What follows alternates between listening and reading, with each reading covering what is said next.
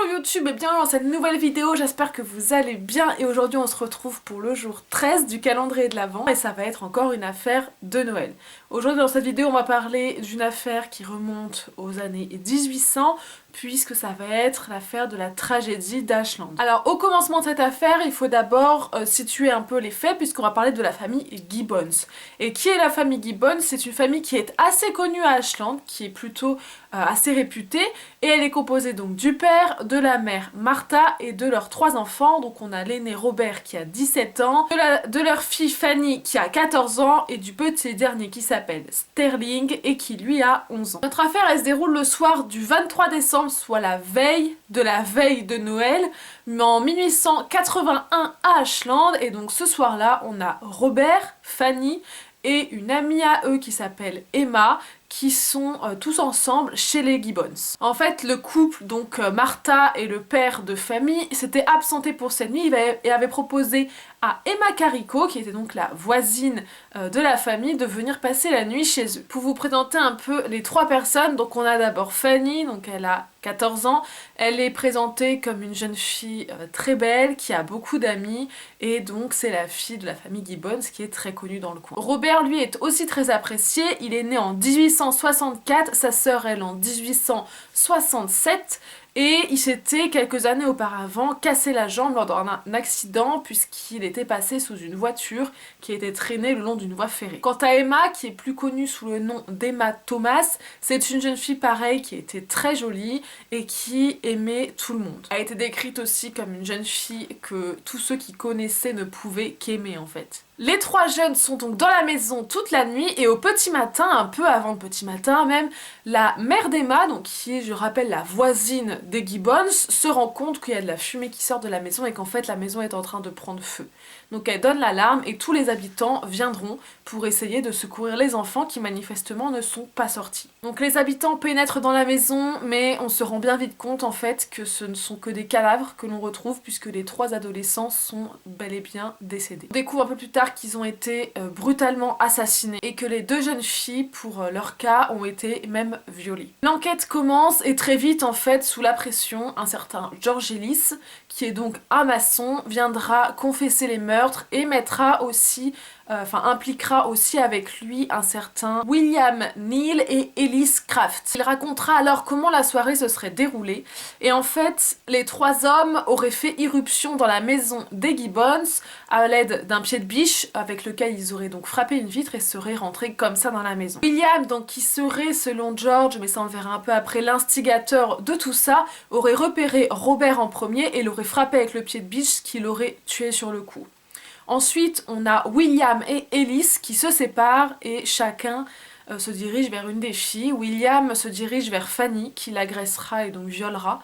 Et Ellis, lui, se dirige vers Emma, qu'il violera à son tour. Fanny se met bien entendu à pleurer et à pousser des cris pendant qu'il l'agresse. Et donc ça énerve beaucoup William, qui l'assommera avec le pied de biche à son tour en lui écrasant en fait la tête. Et c'est de ça qu'elle serait morte. Ellis, lui, tue aussi Emma, mais lui prend une hache avec laquelle il écrase, tout comme William l'a fait avec Fanny, donc il écrase la tête d'Emma à l'aide de cette hache. Donc les hommes viennent de commettre 3 meurtres, ce qui est quand même énorme. En plus de ça, ils ont violé et sont entrés par effraction dans la maison. Et donc à ce moment-là, Ellis prend un bidon d'huile de charbon dont il enduira les victimes ainsi que leurs vêtements et il y mettra simplement le feu pensant couvrir ses traces.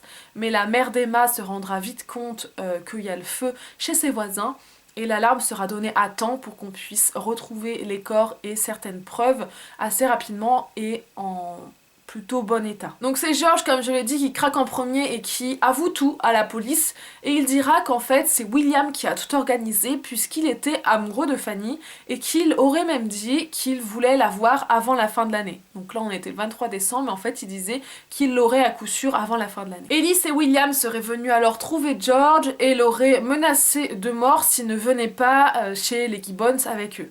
Donc il les aurait suivis sous la contrainte selon ses dires. Les 3 hommes sont ensuite emmenés dans une prison de Catlettsburg et ils sont en fait très rapidement emmenés avant que tout ça s'ébruite, donc c'est les 3 hommes qui auraient fait les actes, puisque tout simplement ils veulent éviter que les 3 hommes soient victimes de lynchage, puisque les habitants sont très remontés et en fait à tout moment ils peuvent s'en prendre aux suspects et donc s'en prendre à eux et les blesser, voire pire. Ils reviennent de la prison le 16 janvier 1882 pour leur procès. Et donc on a d'abord William Neal et Ellis Craft, donc qui sont d'après George et d'après le témoignage les 2 principaux coupables, sont jugés et condamnés tous les 2 à mort. C'est un procès qui durera 10 jours et donc à cette issue, ils seront condamnés à mort, condamnés à être pendus. Suite au verdict, bien sûr, ils feront appel et c'est ensuite le procès de George Ellis qui se tient. George Ellis, il est jugé le 30 mai et il est aussi reconnu coupable, mais lui sera seulement,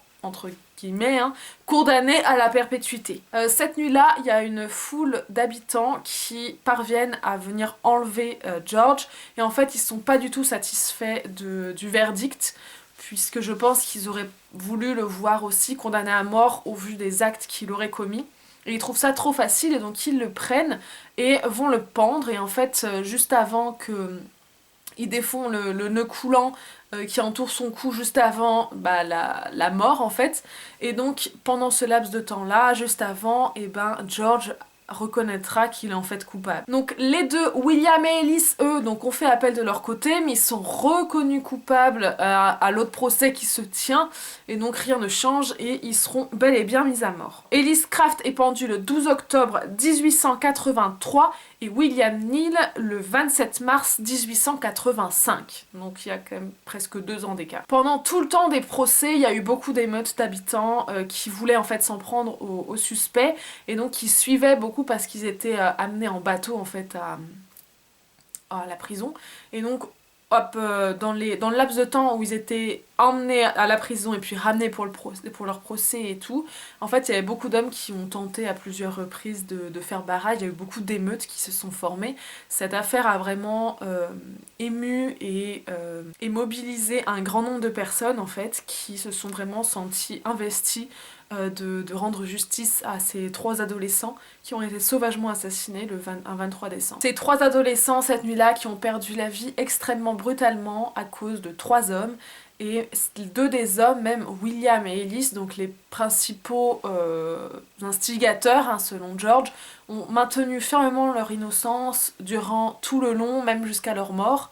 Ils n'ont jamais cédé à dire qu'ils étaient bel et bien coupables. Donc c'est la fin de cette vidéo, j'espère qu'elle vous aura plu. N'hésitez pas à me dire dans les commentaires si vous connaissez cette affaire, puisqu'elle est quand même très très vieille.